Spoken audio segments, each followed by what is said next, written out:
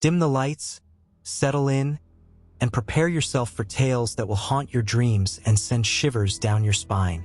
Here, we delve into the darkest corners of the internet, unearthing chilling stories of the supernatural, the unexplained, and the downright terrifying. From shadowy figures lurking in the night to sinister secrets buried deep in forgotten history, each episode is crafted to immerse you in a world of fear and fascination. Hit that subscribe button, join our community of thrill seekers, and embark on a journey where every whisper could be a warning and every shadow a threat.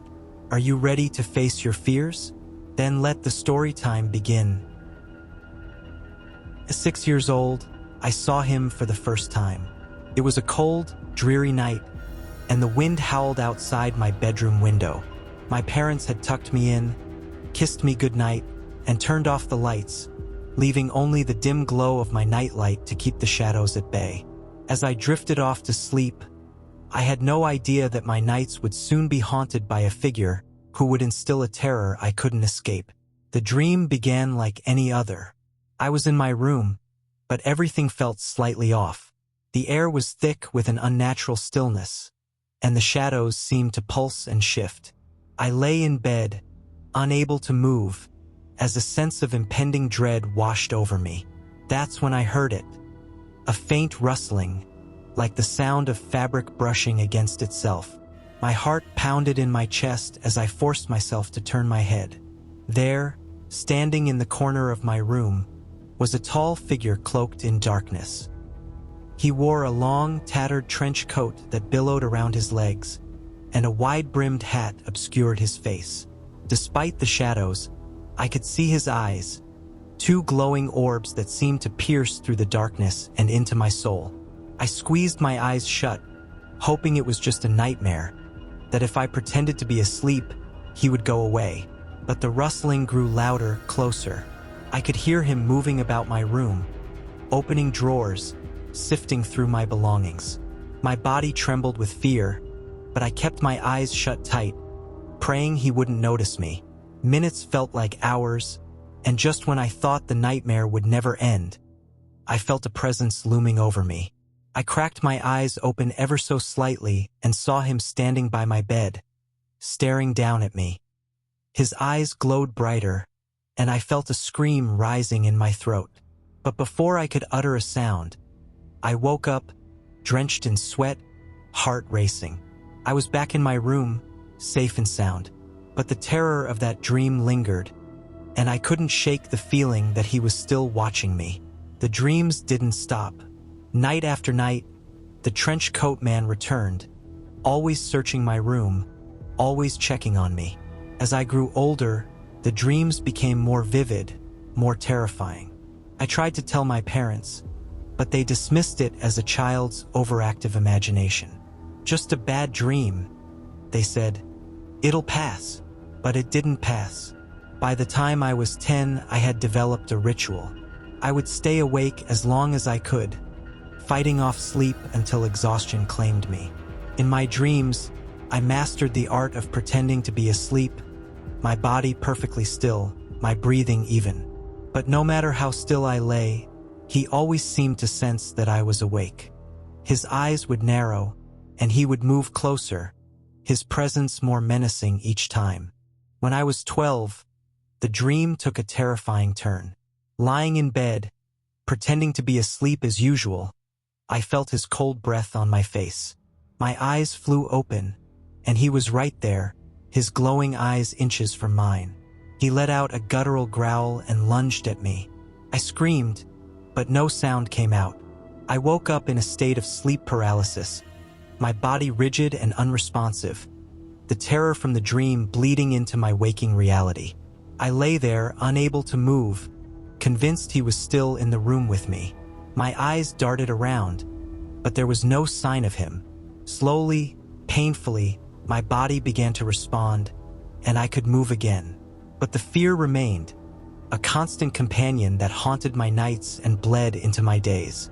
Years passed, and the dreams continued. I grew older, but the Trenchcoat Man remained unchanged, a constant, terrifying presence in my life. I tried everything: sleep aids, therapy, meditation, but nothing could keep him away.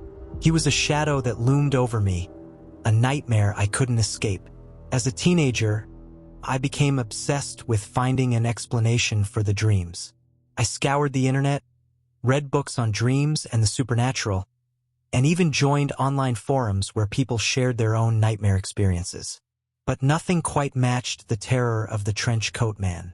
He was unique, a horror that seemed crafted just for me. My grades began to suffer as the lack of sleep took its toll. Friends drifted away, unable to understand my constant exhaustion and jumpiness. I felt isolated, trapped in a nightmare that no one else could see. The Trenchcoat Man's suspicion grew with each dream. He would linger longer by my bed, his eyes scanning my face as if searching for signs of wakefulness. I could feel his breath on my skin, hear the rustle of his coat as he moved. The fear was paralyzing, a weight that pressed down on me night after night. During one particularly bad night, I decided to confront him. In the dream, as he loomed over me, I opened my eyes wide and screamed, "What do you want from me?" His reaction was immediate and violent. He let out a roar of rage and lunged at me, his hands reaching for my throat. I woke up with a start, my body locked in sleep paralysis. The sensation of his hands around my neck lingered, and I gasped for breath, tears streaming down my face. I knew then that the dreams were becoming more dangerous. The Trenchcoat Man was no longer content to search my room. He was coming for me. The fear was overwhelming, and I didn't know how much more I could take.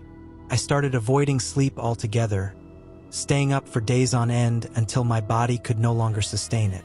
But exhaustion only made the dreams more vivid, more real. By the time I reached high school, I was a shadow of my former self. The Trenchcoat Man was a constant presence in my life, and I couldn't escape him. Every night, I would lie in bed, my body tense with anticipation, waiting for the dream to begin. And every night he would come, his eyes glowing with a malevolent light, his hands reaching for me. I knew I had to do something. I couldn't live like this anymore. I confided in my best friend, Sarah, who was the only person who believed me. Together, we devised a plan. I would confront the Trenchcoat Man once and for all, and this time I wouldn't wake up. I would stay in the dream and find out what he wanted. The night of the confrontation, I lay in bed, my heart pounding with fear. I forced myself to relax, to breathe deeply, and soon I drifted off to sleep. The dream began as it always did, with the Trenchcoat Man searching my room. I watched him from beneath my lashes, waiting for the right moment. When he leaned over me, I opened my eyes and grabbed his arm. "Who are you? What do you want?" I demanded, my voice trembling with fear and determination. For a moment, he looked taken aback, but then his eyes narrowed, and he yanked his arm free. "You shouldn't have done that," he growled, his voice a low, menacing rumble. He lunged at me, and I braced myself for the impact. But instead of waking up, I found myself still in the dream, my body paralyzed with fear. He grabbed me by the throat, his grip like iron, and I gasped for breath. "What do you want?" I choked out, my vision blurring. He leaned in close, his eyes boring into mine. "You don't understand," he hissed. "I'm trying to protect you." With a final squeeze, he released me, and I woke up, my body trembling with fear and confusion. His words echoed in my mind. What did he mean by protecting me? And from what? Years passed, and I learned to live with the dreams. I still had them, but I had become numb to the fear. It was just a part of my life now, a nightmare that never truly ended. I graduated from college, got a job, and tried to move on with my life. But the Trenchcoat Man was always there, lurking in the shadows of my mind. During the summer, I decided to take a vacation to clear my head. I rented a small cabin in a quiet town by the lake, hoping that the change of scenery would help me find some peace. The first few days were blissful. I spent my time hiking, reading, and enjoying the tranquility of nature. For the first time in years, I felt truly relaxed. One evening, I decided to take a walk along the lake. The sun was setting, casting a golden glow over the water, and I felt a sense of calm wash over me. As I walked, I noticed a house in the distance. It looked abandoned, its windows dark and empty. Curious, I approached it, peering through the dusty windows, and then I saw him. The Trenchcoat Man stood in the center of the room, his back to me. My heart stopped, and I stumbled back, my mind reeling with disbelief. How could he be here in the real world? Panic surged through me, and I turned and ran, not stopping until I reached my cabin. I locked the doors and windows, my breath coming in ragged gasps. For the first time in years, I felt truly terrified. The Trenchcoat Man wasn't just a figment of my imagination. He was real, and he had found me. Desperate for answers, I turned to the internet. I scoured forums and message boards, searching for anyone who had experienced something similar. It didn't take long to find others who shared my nightmare. People from all over the world described the same Trenchcoat Man, the same glowing eyes, the same sense of dread. I connected with a group of people who called themselves the Dreamers. They had been having the same dream for years, just like me. We shared our stories, our fears, and our theories. Some believed he was a ghost, others thought he was a demon, but no one knew for sure. While chatting with the Dreamers one night, I noticed a new member join the group. They introduced themselves as Watcher and claimed to have information about the Trenchcoat Man. Intrigued, I messaged them privately, asking for more details. Watcher responded quickly, their message cryptic but intriguing. The Trenchcoat Man is real, they wrote. He's been haunting people for generations, searching for something. But he's not evil. He's trying to protect us from something much worse. I asked what he was trying to protect us from, but Watcher didn't respond. Frustrated and curious, I continued to dig, hoping to find more answers. The more I learned, the more terrified I became. The Trenchcoat Man was real, and he was coming for me. I couldn't escape him no matter how far I ran. I decided that the only way to stop him was to confront him head-on. I needed to find out what he was searching for and why he was haunting my dreams. Weeks were spent preparing. I gathered supplies, researched protective spells and rituals, and set up traps around my cabin. I was determined to catch him and get the answers I needed. As I lay in bed one night, I felt a familiar sense of dread wash over me. I knew he was coming. I closed my eyes, feigning sleep, and waited. The rustling sound grew louder, and I felt his presence in the room. My heart pounded in my chest, but I forced myself to stay calm. When I felt him leaning over me, I sprang into action. I activated the traps I had set, and the room was filled with blinding light and a deafening noise. The Trenchcoat Man recoiled, his glowing eyes wide with surprise. "You can't escape me," I shouted, my voice trembling with fear and determination. "I need to know the truth." The Trenchcoat Man lunged at me, but I was ready. I dodged his grasp and activated another trap, a circle of salt that surrounded him, trapping him in place. He struggled, his eyes burning with anger, but he couldn't break free. I stepped closer, my hands shaking. "Who are you?" I demanded. "What do you want from me?" He stared at me, his glowing eyes piercing into mine. "I'm not your enemy," he growled. "I've been trying to protect you. There's something evil in your house, something that's been haunting your family for generations. I've been searching for it, trying to destroy it." My mind reeled with disbelief. "What is it? What are you looking for?" He hesitated, his eyes flickering with fear. "It's a demon," he said finally. "A powerful one. It feeds on fear and pain, and it's been hiding in your house for years. I've been trying to find it, to stop it before it destroys you." I felt a chill run down my spine. "Why me? Why my family?" He sighed, his shoulders slumping. "It's been following your family for generations. passing from person to person. It's been feeding on your fear, growing stronger with each passing year. I've been trying to stop it, but it's powerful. I need your help to destroy it." The Trenchcoat Man's words echoed in my mind as I tried to process the information. A demon feeding on my family's fear? It sounded impossible, but deep down, I knew he was telling the truth. The dreams, the fear, the paralysis, it all made sense now. I took a deep breath, trying to steady my nerves. "How do we stop it?" He looked at me, his eyes filled with a mix of determination and desperation. "We need to find its hiding place, somewhere in your house, hidden from view. Once we find it, we can destroy it. But it won't be easy. It's powerful and it will fight back." I nodded, my fear giving way to a newfound resolve. "What do I need to do?" He explained the plan in detail. We would search the house, room by room, looking for any signs of the demon's presence. It could be hiding in anything: a piece of furniture, a hidden compartment, even a family heirloom. We would use protective spells and rituals to weaken it, and then we would destroy it once and for all. The next few days were a blur of preparation and anticipation. I contacted the dreamers, sharing what I had learned and asking for their support. They provided me with additional information and guidance, and I felt a sense of camaraderie that I hadn't experienced in years.